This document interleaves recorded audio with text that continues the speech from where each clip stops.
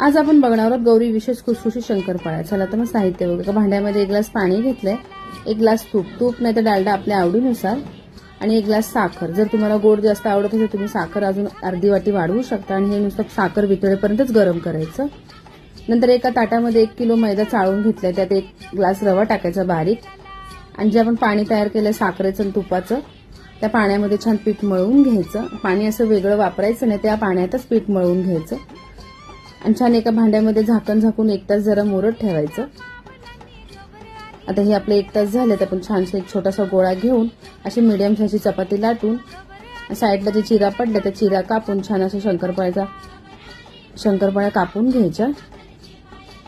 तेल आधीच गरम करायला ठेवले, शंकरपाळ्या सुद्धा लाटून झाल्या। चला तर आपण फ्राय करून घेऊया।